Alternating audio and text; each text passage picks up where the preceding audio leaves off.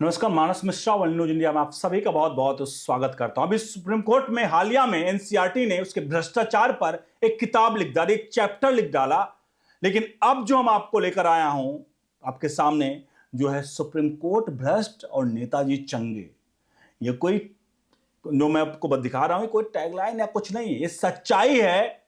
जो सच्चाई आपके सामने आने जा रही है, जहां 5300 करोड़ रुपए के नेताजी और जिनके बारे में शायद किताबों में नहीं कहीं लिखा जाएगा, एनसीईआरटी की किसी बुक में नहीं लिखा जाएगा, लेकिन सुप्रीम कोर्ट के भ्रष्टाचार के बारे में किताबों में पढ़ा जाएगा। बहरहाल आप रुकिए कुछ देर, क्योंकि आज क्या chief justice of India NCERT पर तो संज्ञान ले चुके हैं, जिनको जब यूजीसी अधिनियम आया, यूजीसी अधिनियम आने के बाद जो कई हैं वो बौखलाए हुए, बिलबिलाए हुए हैं, और वो चाहते हैं कि कैसे चीफ जस्टिस ऑफ इंडिया को घेरा जाए।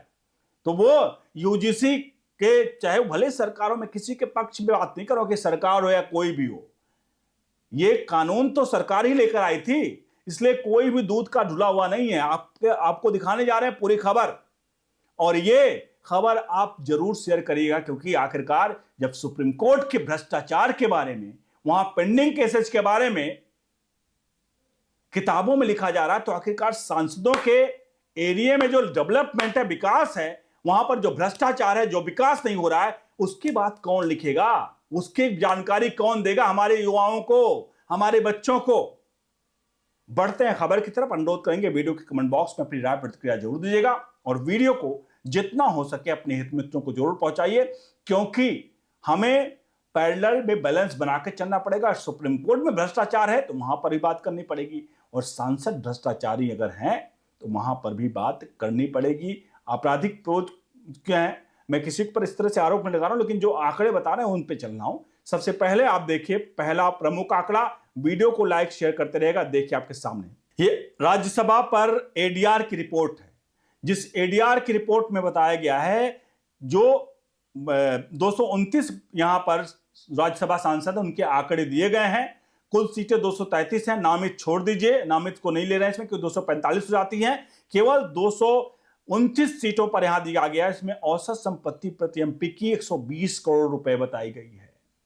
अरबपति इसमें आपको बता दें 1000 करोड़ अरबपति जो हैं 31 लोग हैं, मतलब 14% से ज्यादा इनके पास 1000 करोड़ की संपत्तियां हैं, जो औसत निकाला गया है। इसके अलावा जो आपराधिक केस वाले एमपी हैं वो 73 हैं, यानी कुल 32% लोग हैं जिनके पीछे आपराधिक केस है। तो ये डेटा कभी हमारे एनसीईआरटी की किताब में नहीं पढ़ाया जाएगा, क्योंकि एनसीईआरटी की किताब में तो सुप्रीम कोर्ट के डेटा पढ़ाए जाएंगे कि सुप्रीम कोर्ट भ्रष्ट है। हालांकि सुप्रीम कोर्ट में कुछ ही लोग हैं, और यहां पर कितने लोग मिलकर के पूरे देश का बंटाढार कर रहे हैं, हमारे सांसद विधायक, उसके बारे में कोई जिक्र नहीं आएगा। और इन सब में मैंने एक आंकड़ा बताया 5300 करोड़ के नेताजी। तो सबसे पहले हम 5300 करोड़ रुपए वाले के नेताजी को देख लेते हैं, उसके बाद और आंकड़े की तरफ बढ़ेंगे। वीडियो को लाइक शेयर जरूर करते रहिएगा। आपके सामने स्क्रीन पर आ रहा 5300 करोड़ रुपए के नेताजी कौन है, ये देखिए। एडीआर की रिपोर्ट में जो कहा गया इसमें देखिए, 5300 करोड़ से अधिक की संपत्ति घोषित करने वाले बीआरएस के सांसद का नाम बंदी पार्थ सारथी रेड्डी हैं। ये तेलंगाना के राज्यसभा सांसद हैं, और associate for democratic reform ADR की रिपोर्ट के अनुसार देश के सबसे धनी राज्यसभा सांसदों में एक है। मुख्य विवरण पर बंदी पार्थ सारथी रेड्डी जो हैं, और दूसरा भारत राष्ट्र समिति है, और संपत्ति इनकी 5300 करोड़ है। पद राज्यसभा सांसद तेलंगाना है। उन्हें सितंबर 2023 और मार्च 2026 की एडीआर रिपोर्ट के सबसे ज्यादा अमीर सांसद के रूप में नामित किया गया था। आपको बता दें, ये जो मैं आपको 5300 करोड़ रुपए बताया है, जिस सांसद का नाम लिया है पार्थ सारथी रेड्डी, मेरा ये कहना नहीं कि ये पैसा भ्रष्टाचार से जुटाया गया है, क्योंकि इन्होंने अपना हलफनामा दिया, उसमें 5300 करोड़ की संपत्ति दी है। तो मैं कभी इसमें भ्रष्टाचार की नहीं कर रहा हूं, जिनकी संपत्तियां भ्रष्ट हैं और भ्रष्टाचार पर हैं, कतई नहीं। ये एडीआर की रिपोर्ट में कहा गया, मैं वो बता रहा हूं। लेकिन भ्रष्टाचार होते हैं, ये आप सभी जानते हैं। बढ़ते हैं अगले आंकड़ों की तरफ। मैंने आपको दिखा दिया बंदी पार्थ जो है सारथी रेड्डी, जिनकी संपत्ति 5300 करोड़ रुपए है और वो बीआरएस के सांसद हैं जो तेलंगाना से आते हैं। बढ़ते हैं अगले आंकड़े की तरफ। आपके सामने अगला आंकड़ा, अपना अगला आंकड़ा जो है आपराधिक मामलों का डेटा, जिसमें कुल आपराधिक केस वाले एमपी जो हैं 73 हैं, यानी राज्यसभा में, यानी कुल का 32% है, मैंने 32% आपराधिक केस वाले एमपी हैं। और गंभीर आपराधिक केस जिनके ऊपर है वो 40 हैं, यानी 18% है, जिन पर सब पे केस जो है वो 73 तो केस हैं, लेकिन उसमें आपराधिक जो है वो 40 हैं। और इसके अलावा बिना केस वाले एमपी 156 है। शुक्र मनाइए 156 लोग क्लीन चिट हैं 233 में, ये हमारे लिए सौभाग्य की बात है।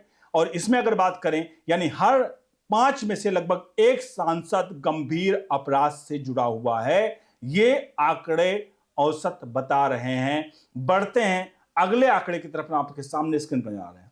अगला आंकड़ा जो दिख रहा है आपके सामने, ये पार्टी वाइज, यानी किस पार्टी में कितने परसेंट हैं जिन पर केस है, कितने परसेंट एमपी पर केस है। तो बीजेपी के 23% एमपी पर राज्यसभा के जो उन पर मतलब केस है, किसी प्रकार का भी केस है। कांग्रेस के 50%, मतलब कांग्रेस पुरानी, सबसे पुरानी, हर मामले में सबसे पुरानी रहती है, हर दौड़ में सबसे पुरानी रहती है, भ्रष्टाचार में सबसे आगे रहेगी। क्रिमिनल केसेज वाले इसमें भी आगे निकल गई 50%। आज बीजेपी भले को सब कुछ कर ले पूरे राज्य भर में, लेकिन भ्रष्टाचार मतलब क्रिमिनल केसेस पर 50% एमपी इनके ऊपर क्रिमिनल केस है, और बीजेपी के 23% है। टीएमसी के 38% है, आम आदमी पार्टी के 30% है, सीपीआईएम इसके 80% जो है वो क्रिमिनल केसेस वाले हैं, और आरजेडी के 67%। ये आंकड़े बड़ा ही अचंभित हैं। अब कई लोग कहेंगे क्योंकि ये विपक्ष में है इसलिए इनके ऊपर क्रिमिनल केसेस होते हैं, तो क्षमा करिए आपसे, मैं इस बात से थोड़ा सा डिफर करता हूं। विपक्ष में है इस बात के लिए इनके ऊपर क्रिमिनल केसेस नहीं, क्योंकि ये राज्यसभा के सांसद हैं। राज्यसभा और लोकसभा के सांसद में जो पब्लिक होते हैं उन पे ज्यादा क्रिमिनल केसेज होते हैं, और मतलब कोई मतलब एक दूसरे को फंसाने के लिए हो सकता है कर दें, लेकिन राज्यसभा में ऐसे केसेज कम ही आते हैं जहां एक क्रिमिनल केसेज। लेकिन ये लोग अगर आप कहें फंसाए वाले हैं तो ये कहना बड़ा मुश्किल है। आप अपनी राय रख सकते हैं जरूर, लेकिन फंसाए जाने वाले राज्यसभा के एमपीओ को ज्यादा फंसाए तो मुझे लगता है ये आपकी थोड़ी सी गलतफहमी है। बढ़ते हैं हम अगले आंकड़े की तरफ, आपके सामने स्क्रीन पर जा रहे हैं। ये अगला आंकड़ा फाइनल है, जिसमें 32% एमपी पर क्रिमिनल केस है, लगभग सभी करोड़पति हैं, औसत संपत्ति 100 करोड़ की है एक एक एमपी की, 18% पर गंभीर अपराध का है, और राजनीति बराबर पैसा प्लस पावर का मजबूत कनेक्शन है। ये पूरे राज्यसभा की एडीआर रिपोर्ट पर सार जो निकलकर सामने आई है। अब आपसे सिर्फ इतना चाहेंगे कि जो लोग भी अभी एनसीईआरटी की बुक में सुप्रीम कोर्ट के पढ़ाई के बारे में, न्यायपालिका के भ्रष्टाचार के बारे में, न्यायपालिका के सब कुछ के बारे में जिक्र किया था, क्यों नहीं हमें कम से कम सांसदों के जो एरिया में है जहां पर भ्रष्टाचार वहां नहीं होता, सड़कें से लेकर विकास की बात करें, योजनाओं की बात करें। हालांकि मोदी सरकार जब से आया बहुत कुछ फर्क पड़ा है, लेकिन फिर भी अगर सुप्रीम कोर्ट के भ्रष्टाचार के बारे में पढ़ाया जाना चाहिए तो एनसीईआरटी, यूजीसी इन सबको भी बनाए, इन सबको भी पढ़ाए, और एमपी और सांसदों पर भी भ्रष्टाचार जो हैं, इन पर क्रिमिनल केस हैं, इन पर जितनी चीजें हैं उस पर भी किताबें में पढ़ाया जाना चाहिए। आप इस बात से सहमत हैं तो कमेंट बॉक्स में लिखिए, वीडियो को लाइक शेयर करिए, बने रहिए ओनली न्यूज इंडिया के साथ। बहुत बहुत धन्यवाद।